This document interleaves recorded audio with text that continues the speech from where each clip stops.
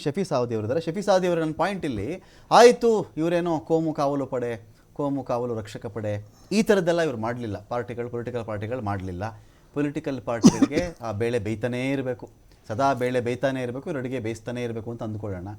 ಧಾರ್ಮಿಕ ಮುಖಂಡರುಗಳಾಗಿ ನಿಮ್ಮ ಕಡೆಯಿಂದ ಪ್ರಯತ್ನಗಳಾಗಿದೆಯಾ? ಎರಡೂ ಕಡೆಗೆ ಬುದ್ಧಿವಾದ ಹೇಳುವಂಥದ್ದು. ನೋಡ್ರಪ್ಪ, ಯಾವ್ದಾರು MLA ಮಗ ಸತ್ತಿದಾನಾ, MP ಮಗ ಸತ್ತಿದಾನಾ, ಇಲ್ಲಿ ಯಾರೋ ಮೀನು ಹಿಡಿಯೋರ ಮಗ, ಮೀನು ಗಾಳಿ ತುಂಬ್ಕೊಂಡು ಹೋಗೋರ ಮಗ, ಇನ್ಯಾವುದೋ ಅಂಗಡಿ ನಡೆಸ್ತಿರ್ತಕ್ಕಂಥವ್ರ ಮಗ, ಇನ್ಯಾರೋ ಬಡಪಾಯಿ, ಇಂಥವ್ರು ಯಾರೊಬ್ಬ ಇಸ್ತ್ರಿ ಮಾಡೋರ ಮಗ, ಇಂಥವ್ರ ಮಗ ಸಾಯ್ತಿದ್ದಾನೆ ಹೊರತು ಬೇರೆಯವ್ರು ಸಾಯ್ತಿಲ್ಲಪ್ಪ, ಹುಷಾರಾಗಿ ಅಂತ ಎಷ್ಟು ಮಟ್ಟಿಗೆ ಎಚ್ಚರಿಸಿದ್ದೀರಿ ಶಫಿ ಸಾದಿ ಅವರೇ?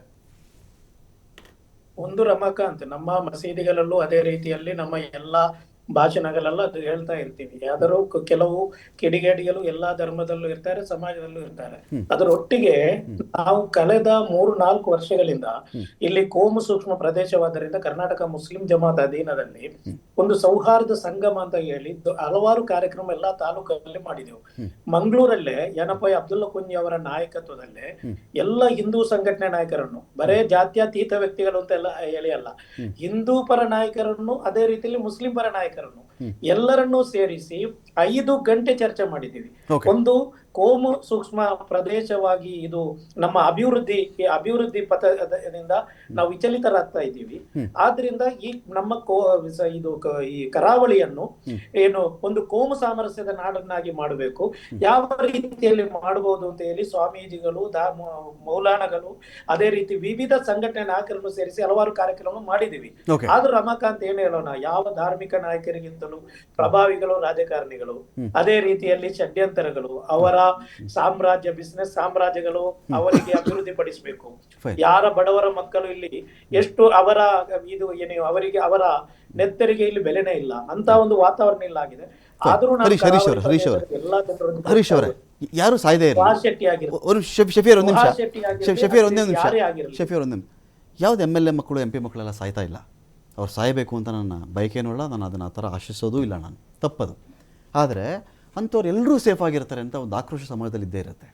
ಯಾರ ಮಕ್ಕಳು ಬೀದಿಗೆ ಬರಲ್ಲ, ಒಂದು ಪ್ರತಿಭಟನೆಗೆ ಬರಲ್ಲ, ಎಲ್ಲ ಫಾರಿನಲ್ಲಿ ಓದ್ತಿರ್ತಾರೆ ಜೊತೆಗೆ ಒಳ್ಳೆ ಅದು ಟಿಕೆಟ್ ಹೆಂಗ್ ಸಿಗುತ್ತೆ ಅಂದ್ರೆ ಫಾರಿನಿಂದ ಅವ್ನು ಬರ್ತಿದ್ದಂಗೆ ಟಿಕೆಟ್ ವಿಧಾನಸೌಧಕ್ಕೆ ಎಂಟ್ರಿ, ಇಲ್ಲಾಂದ್ರೆ ಪಾರ್ಲಿಮೆಂಟ್. ಈ ಬಡವರ ಮಕ್ಕಳು ಸಾಯ್ಬೇಕಾದಾಗ ಕೇಸರಿ ಒಕ್ಕೂಟದ ಅಧ್ಯಕ್ಷರಿದ್ದೀರಿ ಶಫಿ ಸಾದ್, ಇಬ್ಬರು ಕೂರಿಸ್ಕೊಂಡೇ ಕೇಳ್ತಾ ಇದ್ದೀನಿ ಅಂತ ಒಂದು ಪ್ರಾಮಾಣಿಕ ಪ್ರಯತ್ನ ಆಗಿದೆ. ನೋಡ್ರಪ್ಪ, ರಾಜಕೀಯ ದಾಳಿಗಳಾಗಬೇಡಿ ಯಾರು, ಒಂದು ಪ್ರಾಮಾಣಿಕ ಪ್ರಯತ್ನ ಆಗಿದೆಯಾ? ಖಂಡಿತವಾಗಿದೆ. ಹಿಂದೂ ಸಂಘಟನೆಗಳಿಂದ ನಾವಂತೂ ಮಾಡಿದ್ದೀವಿ. ಇದೇ BJP ಸರ್ಕಾರ ಇದ್ದಾಗ ನಟರಾಜ್ ಅವರು ಎಷ್ಟೋ ಸಲ ಡಿಬೇಟ್ಗಳಲ್ಲಿ ನಾವು ಕೂತಿದ್ದೀವಿ. ನಾನು BJP ಅವರು ಕೂಡ ಬೆಂಡೆತ್ತಿದ್ದೀವಿ.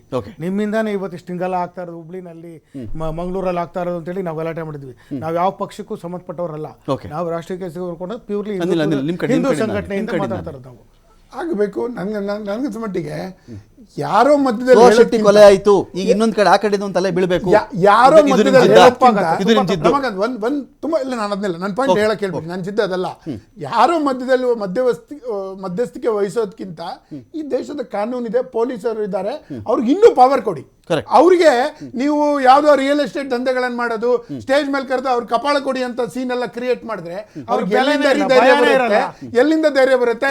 ಟ್ರಿಬಲ್ ರೈಡಿಂಗ್ ಆದಾಗ ರೋಡ್ ಕ್ಲೋಸ್ ಆದಾಗ, ಅಫೀಮು ಗಾಂಜಾ ಸಿಕ್ಕಾಗ ಹೊಡಿರಿ ಅಂತ ಹೇಳಿ ಅದ್ರ ಇಂಪ್ಯಾಕ್ಟ್ ಇಲ್ಲ ಆಗ್ತಾ ಇರೋದು. ಅದ್ರ ಇಂಪ್ಯಾಕ್ಟ್ ಸರಿ ಮಾಡಬೇಕು. ಕರೆಕ್ಟ್. ಪೊಲೀಸ್ ಇಲಾಖೆ, ಜಿಲ್ಲಾಡಳಿತ ಮತ್ತೆ ಅಲ್ಲಿನ ಸರ್ಕಾರ ಅದು ಕುಳಿತುಕೊಂಡು ಅಲ್ಲಿ ಒಂದು ಸಮನ್ವಯತೆ ಮಾಡಲಿಕ್ಕೆ, ಒಂದು ಸೌಹಾರ್ದ ಮಾಡಲಿಕ್ಕೆ ಒಂದು ಪಡೆ ಮಾಡೋದು ಅಥವಾ ಅಧಿಕಾರಿಗಳ ಒಂದು ವರ್ಗ ನಿಯೋಜನೆ ಮಾಡೋದು, ಅವಾಗವಾಗ ಇಬ್ಬರನ್ನು ಕುಂಡಿಸಿ ಮಾತಾಡ್ಸೋದು ಅಗತ್ಯ ಇದೆ. ಅದಕ್ಕೆ ಹೇಳ್ತೀನಿ, ರಾಜಕೀಯ ಪಕ್ಷವಾಗಿ BJP ಏನಾದರೂ ಹೇಳಿ, ಆದರೆ ಸರ್ಕಾರವಾಗಿ ಯಾರನ್ನೂ ನಾವು ತಾರತಮ್ಯ ಮಾಡಿ ನೋಡ್ಲಿಕ್ಕೆ ಸಾಧ್ಯ ಆಗಲ್ಲ. ಇವ್ರು ಮಾಡಲ್ಲ. ಪ್ರವೀಣ್ ಮತ್ತೆ ಮಸೂದ್ ಸಮಯದಲ್ಲಿ ಪ್ರವೀಣ್ಗೆ 25 ಲಕ್ಷ ಕೊಟ್ಟು ಮಸೂದನ್ನ ಬಿಟ್ರಲ್ಲ, ಆ ಥರ ಒಂದು ಧಾರ್ಮಿಕವಾಗಿ ಡಿವೈಡ್ ಅಂತ ಯಾವತ್ತು ಸರ್ಕಾರ ಮಾಡಬಾರದು. ರಾಜಕೀಯ ಪಕ್ಷ ಇವರು ಕೋಮು ಪ್ರಚೋದನೆ ಮಾಡೋದನ್ನ ಮೊದಲು ಕಡಿವಾಣ ಹಾಕಬೇಕು. ನೀವು ಪರಿಹಾರ ಕೊಡ್ತೀರಾ, ಕೊಡಲ್ವಾ? ಈಗ ಖಂಡಿತ ಪರಿಹಾರ ಕೊಡಲ್ಲ. ಇದು ಪರಿಹಾರ ಕೊಡೋದ ಕೇಸ್ ಅಲ್ಲ. ಇದು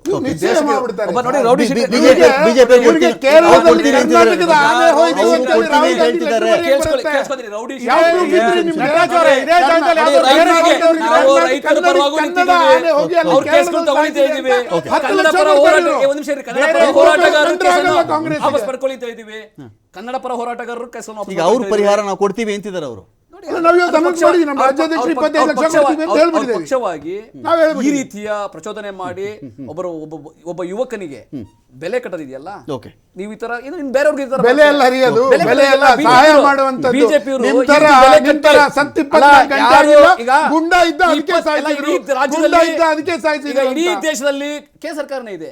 ಇಡೀ ದೇಶದಲ್ಲಿ ಎಲ್ಲೆಲ್ಲಿ ಈ ತರ ರೌಡಿ ಎಲಿಮೆಂಟ್ಸ್ ಗಳು ಇರ್ತಾರೆ, ಅವರು ಹತ್ಯೆಗಳಾಗ್ತವೆ, ಎಲ್ಲರೂ ಈ ತರ ಕೊಟ್ಕೊಂಡು ಬರ್ತಾರೆ. ನಂದೊಂದು point ಇದೆ. ಎಲ್ಲರಿಗೂ ನಾವು ಕೊಟ್ಟಿಲ್ಲಲ್ಲ, ಎಲ್ಲರಿಗೂ ನಾವು ಕೊಟ್ಟಿಲ್ವಲ್ಲ, ಕಾನೂನು ದಿನ ಎಷ್ಟು ಜನ ಸಾಯ್ತಾರೆ, ಎಲ್ಲರಿಗೂ ನಾವೇ ಕೊಟ್ಟಿಲ್ವಲ್ಲ. ನಾನು ಅದೇ ಪಾಯಿಂಟ್ ಬರ್ತಿದ್ದೆ, ಡಿಬೇಟ್ ಕಂಟಿನ್ಯೂ ಮಾಡ್ತಾ ಇದ್ದೀನಿ ನಾನು. ಇಲ್ಲಿ ಅನಿಲ್ ಒಂದು ಪ್ರಶ್ನೆ ಇದೆ. ಈಗ ರಾಜ್ಯದಲ್ಲಿ ಮರ್ಡರ್ಗಳಾಗ್ತವೆ.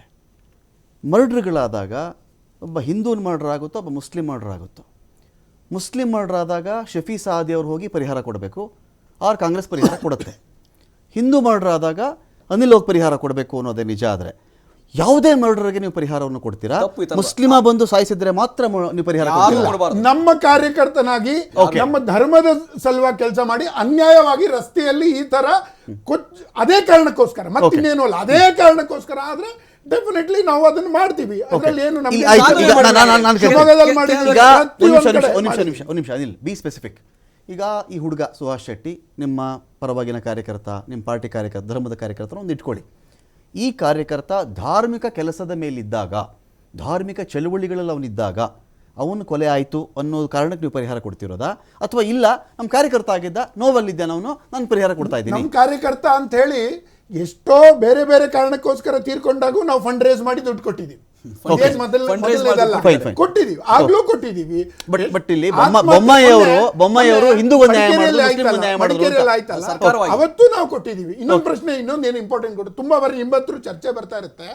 ಬಡವರ ಮಕ್ಕಳು ನೋಡಿ, ನಾವು ಬಡವ್ರ ಮಕ್ಕಳು ಶ್ರೀಮಂತರ ಮಕ್ಕಳು ಅಂತಲ್ಲ, ದೇಶದ ಕೆಲಸ ಮಾಡ್ಲಿಕ್ಕೆ ಬಂದಾಗ ನಾವೆಲ್ಲರೂ ಒಂದೇ. MLA ಮಕ್ಕಳು ಬರ್ಬೇಕು ಅಂತ ಏನಿಲ್ಲ. ನಾನ್ ಸಾಮಾನ್ಯ ಬರ್ಬೇಕು ಅಂದ್ರೆ ಅವ್ರು ಬರಲ್ಲ, ನೀವು ಬರ್ಬೇಕು ಅಂದ್ರೆ ಬರಲ್ಲ ಅವರು. ನನ್ನ ಧರ್ಮ ಬಡವರ ಮಕ್ಕಳು ಸಾಯ್ಬೇಕಂದ್ರೆ, ಬಡವರ ಮಕ್ಕಳು ಸಾಯ್ಬೇಕಂದ್ರೆ ಅವ್ರನ್ನ ಕೇಳಿ. ಬಡವ್ರ ಮಗ ನಾನು ಹೇಳ್ತಾ ಇದ್ದೀನಿ, ಧರ್ಮದ ಕೆಲಸ ಮಾಡ್ತಾ ಇದ್ದೀನಿ. ನಾಳೆ ರಸ್ತೆ ಹಣ ಆದ್ರೆ ನಾನು ನನ್ನ ಸ್ವಂತ ಇಷ್ಟದಿಂದ ಬಂದಿದ್ದೀನಿ. ನನ್ನ ಧರ್ಮದ ರಕ್ಷಣೆ, ನನ್ನ ದೇಶದ ರಕ್ಷಣೆಗೆ ಬಂದಿದ್ದೀನಿ. ಧರ್ಮ ರಕ್ಷಕ ಆನ್ ಡ್ಯೂಟಿ, ಇದೇನು ಕ್ವಶನ್ ಇಲ್ಲ. ಇಲ್ಲಿ ಕಾರ್ಯಕರ್ತ ಇದ್ದ, ಸತ್ತೋಗಿದ್ದಾನೆ, ಸಾಯಿಸಿದಾರೆ, ಅವನನ್ನ ನಾನು ಪರಿಹಾರ ಕೊಡ್ತಾ ಇದ್ದೀನಿ. ಹೌದು, ಇವ್ರು ಹೇಳ್ತಿದ್ರೆ ಕ್ರಿಮಿನಲ್ ಆಕ್ಟಿವಿಟಿಗಳು, ಎರಡು ಗುಂಪುಗಳ ನಡುವೆ ಆಗಿದೆ, ಒಬ್ಬ ಸತ್ತೋಗಿದ್ದಾನೆ, ಈಗ ಸರ್ಕಾರ ಒಂದು ಪರಿಹಾರ ಕೊಡಬೇಕು. ಅವರು ಸ್ಪೆಸಿಫಿಕ್ ಇದ್ದಾರೆ, ಅವ್ರು ಬೇರೆ ಬೇರೆ ಟೈಮಲ್ಲಿ ಬೇರೆ ಬೇರೆ ಮಾತಾಡುವಂತದ್ದು ಕಾಂಗ್ರೆಸ್ ಪಾರ್ಟಿ ಈಗಲ್ಲ, ಯಾವಾಗ್ಲೂ ಮಾಡುತ್ತೆ. ಈಗ ಪಹಲ್ಗಾಮ್ ಅಲ್ಲಿ 3 ಜನ ಸತ್ರು ಕನ್ನಡಿಗರು, ಪಹಲ್ಗಾಮ್ ಅಲ್ಲಿ 3 ಜನ ಸತ್ರು ಕನ್ನಡಿಗರು. ಕರ್ನಾಟಕ ಸರ್ಕಾರ 3 ಜನಕ್ಕೂ 10 ಲಕ್ಷ ರೂಪಾಯಿ ನಿಮ್ಗೆ ಬಿಗ್ಗೆಸ್ಟ್ ಜೋಕ್ ಹೇಳ. ಬಿಜೆಪಿ ಕೇಂದ್ರ ಸರ್ಕಾರ ಏನು ಅನೌನ್ಸ್ ಮಾಡಿದ್ರು 3 ಜನಕ್ಕೆ? ಕನ್ನಡಿಗ ಆನೆ ಮಾಡಿದವರು ಇವರು. ಅಲ್ಲಿ ಕಾಶ್ಮೀರಿ ಗೌರ್ಮೆಂಟ್ ಅನೌನ್ಸ್ ಮಾಡ್ತು, ಜಮ್ಮು ಕಾಶ್ಮೀರದಲ್ಲಿ ಫಾರೂಕ್ ಅನೌನ್ಸ್ ಮಾಡಿದ್ರು, ಅನೌನ್ಸ್ ಮಾಡಿದ್ರು ಅಲ್ಲಿ. ಬಟ್ ಸೆಂಟ್ರಲ್ ಗವರ್ಮೆಂಟ್ ಇಂದ ಏನು ಬರಲಿಲ್ಲ ಅಂತ. ಬೇಕಾದಾಗ ಏನ್ ಮಾಡಿದ್ದಾರೆ ಹೇಳಿ? ಕರ್ನಾಟಕದಿಂದ ಕೊಟ್ಟಿದ್ದಾರೆ, ಕರ್ನಾಟಕ ಸರ್ಕಾರದಿಂದ. ಅದು ನಿಜವಾದ ರಕ್ಷಣೆ. ಕಾರ್ಯಕರ್ತನೂ ಅಲ್ಲ, ಮನುಷ್ಯನೂ ಅಲ್ಲ, ಅವ್ನು ಗುಂಡ ಅಂತ ಹೇಳಿ ನೇರವಾಗಿ ಯಾರು ಕೊಲೆಗಾರರು